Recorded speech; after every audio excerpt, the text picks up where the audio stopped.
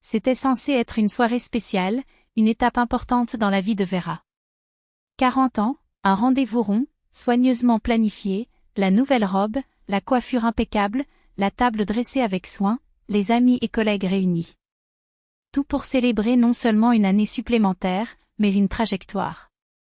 Jusqu'à ce qu'Igor, avec un sourire fier, lui tende une énorme boîte enveloppée d'un ruban brillant. Son cœur s'accéléra. De par la forme, la couleur, le design minimaliste, il n'y avait aucun doute, il s'agissait du packaging d'un iPhone 15 Pro. Les invités retinrent leur souffle. Vera, les mains tremblantes, dégrafa l'arc et ouvrit la boîte. À l'intérieur, une autre boîte. Plus léger qu'il ne devrait l'être. Et quand on le soulève, le vide. Aucun appareil, aucun accessoire, aucun manuel autre qu'une notice en anglais. Juste l'écho d'une promesse non tenue. Igor, sa voix était à peine entendue. « Qu'est-ce que c'est ? » « Un cadeau. » répondit-il, comme si c'était évident. « J'ai tout organisé correctement.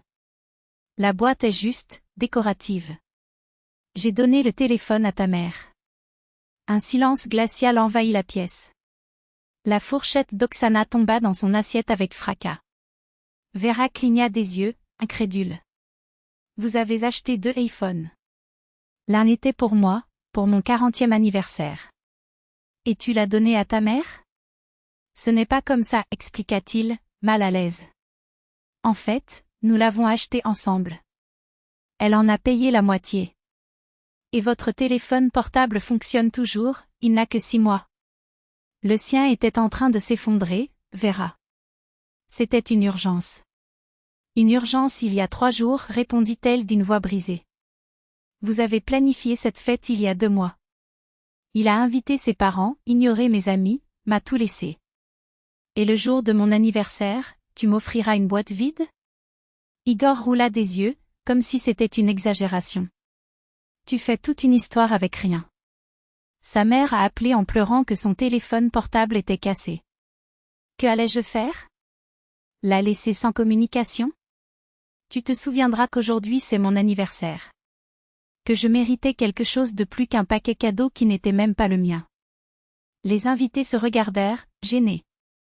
Vera tenait fermement la boîte, comme si elle pesait des tonnes.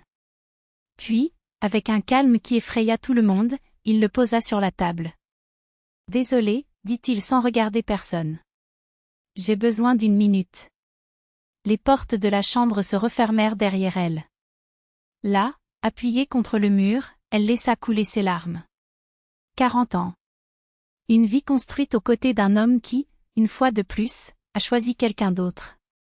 Ce n'était pas le premier. Ce ne serait pas la dernière. 9 ans de mariage, 9 ans à être le deuxième choix. Les dimanches qui auraient dû être les siens, mais qui étaient ceux de sa belle-mère. Les vacances planifiées en fonction des besoins de sa mère. Le salaire qui a disparu dans les médicaments, les réformes, les caprices des autres. Même son deuil, lorsqu'elle perdit un fils, fut interrompu parce que sa mère souffrait beaucoup. Le téléphone portable vibra. Message du groupe d'amis, respire, on y est, c'est absurde, Vera. Elle n'a pas répondu. Lorsqu'Igor frappa à la porte, sa voix sonna comme un écho lointain. Vera, assez de drame. Les invités attendent. Elle l'a ouvert. Elle le regarda dans les yeux, pour la première fois sans crainte. Dis-moi quelque chose, tu ne vois vraiment rien de mal à cela ? Quoi ? Ta mère a un téléphone portable, tu as une jolie coque. Tout le monde gagne. J'ai reçu une boîte vide le jour de mon 40e anniversaire. Et tu penses que c'est normal ? C'est juste un téléphone. Il a explosé. Vous en avez un qui marche. Ce n'est pas seulement un téléphone. C'est ce qu'il représente. 9 années passées à être invisible. 9 ans pendant lesquels ta mère est passée en premier. Toujours. Igor essaya de lui tenir le bras. Tu veux que je lui prenne son téléphone portable ? Je peux faire ça. Vera lâcha prise. Je ne veux pas du téléphone portable. Je veux que tu comprennes. Mais vous ne le ferez pas. Parce que pour vous, ceci, elle montra la boîte, est un détail. Pour moi, c'est la preuve que je n'ai jamais été une priorité. Il essayait encore de discuter quand elle commença à ranger ses affaires dans une valise.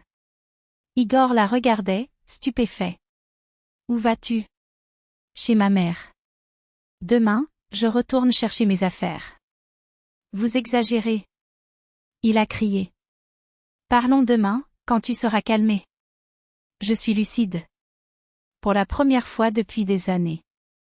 Le lendemain, Vera s'est réveillée dans son ancien lit, chez ses parents. Sans larmes, sans hésitation, il ouvrit le cahier et tapa les mots qui auraient dû être écrits depuis longtemps, demande de divorce. Igor a appelé, écrit, supplié. Il a promis d'iPhone, il a promis de parler à sa mère, il a promis de se changer. Mais elle le savait déjà, ce n'était pas une question de téléphone.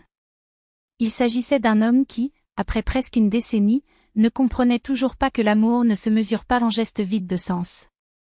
3 mois plus tard, le divorce était finalisé. Au tribunal, Igor demandait encore, incrédule. Tout ça, à cause d'une boîte? Non, répondit Vera, pour la dernière fois. Parce que pendant 9 ans tu pensais qu'une boîte vide était un cadeau suffisant pour moi. En quittant le forum, il inspira profondément. Pour la première fois depuis des années, l'air semblait plus léger. 1 an plus tard, déjà dans un nouvel appartement, avec une nouvelle routine et un sourire non forcé, Vera a reçu un bouquet de fleurs au travail. Il n'y avait pas de carte. Ce n'était pas nécessaire. Elle savait, pour la première fois, qu'elle méritait bien plus que des miettes d'attention. Et cette fois, je n'accepterai rien de moins. Le livreur est arrivé avec une boîte à la main, le logo Apple brillant dans la lumière du bureau.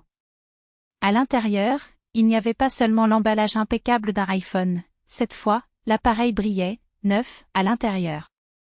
Et une note manuscrite, d'une écriture qui ne lui manquait plus, j'étais un idiot. Reviens. Vera tenait son téléphone portable entre ses doigts, regardant le dernier modèle, celui qu'il savait qu'elle voulait depuis des mois. Mais le poids de la boîte n'avait plus le même pouvoir sur elle. Il y a 1 an, ce geste, tardif, calculé, presque insultant dans son évidence, lui aurait fait battre le cœur. Maintenant, cela ne provoquait qu'un sourire ironique. Il a rendu la boîte au livreur avant même de le demander. Non merci. J'en ai déjà un. Acheté par elle-même, avec l'argent qu'elle gagnait, avec la sueur qu'elle n'avait plus besoin de justifier auprès de personne. Et c'était effectivement un sentiment qu'aucun cadeau de dernière minute ne pouvait égaler. Parce que les vrais trésors ne sont pas ceux qui nous servent d'appât pour combler les vides des autres.